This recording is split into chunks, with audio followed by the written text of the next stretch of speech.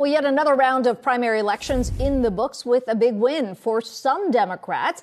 Diving into the races for both the 12th and 19th districts of New York, Jerry Nadler took down Carolyn Maloney to win the 12th district Democratic primary. For more on this, let's bring in Yahoo Finance's Kevin Cirilli. And Kevin, the other race, a big one in New York, Pat Ryan pulling a bit of an upset here, which raises the question how mobilizing the abortion issue is likely to be come November. Oh, well, I think there's clear indication that abortion rights will be front and center for Democrats in the final sprint to the November midterm elections, Akiko. Let's start with House Judiciary Committee Chairman Jerry Nadler defeating Congresswoman Carolyn Maloney in that New York City congressional race. And quite frankly, it wasn't even close. In the Democratic primary, Chairman Nadler was able to get more than 50% of the vote, 55% of the vote, to 24% for Carolyn Maloney.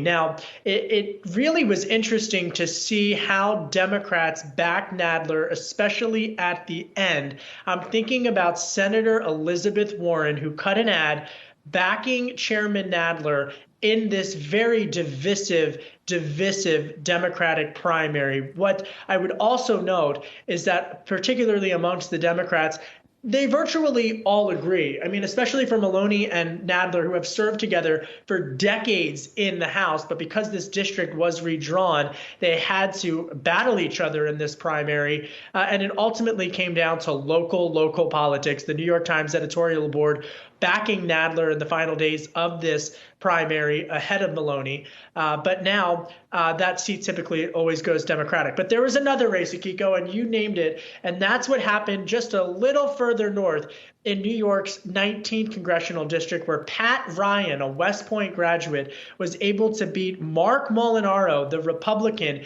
in this bellwether election, just able to squeak it out, 51% for Pat Ryan, 48% for Molinaro. This is a very key district. It voted for George W. Bush in the presidential elections twice, and then it backed Obama twice, and then former President Trump was able to win this in 2016, but it flipped for Biden in 2020. And that's why so many political strategists have carefully monitored this district, because it leans, again, a key swing district, and Democrats are hoping that it will be a bellwether in mobilizing support, as you mentioned, abortion, but other issues as well, for those more centrist Democrats heading into, again, those November midterms. Yeah, so let's move on from New York to Florida, where we've now got a matchup between a former Republican governor and the current Republican governor. Well, yes, and a party-switching Democratic challenger in Charlie Crist, who is a political chameleon, so to speak. I mean, this is someone who embraced Obama back in 2009 for the stimulus and then was rebuked by Republicans, challenges Marco Rubio, if you can think back all the way to then, lost that seat, joins Congress as a Democrat, and now he's going to be facing Governor Ron DeSantis, and many folks are looking at DeSantis as a 2024 presidential candidate. But Charlie Crist, that moderate independent streak of Democratic politics, it will be fascinating to see how he plays against Charlie Crist against Governor DeSantis in a matchup in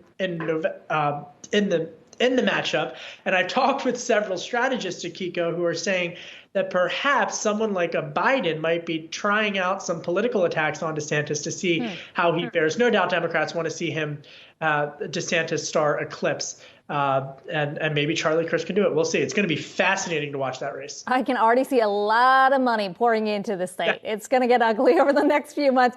Kevin Cirilli, as always, appreciate you stopping by.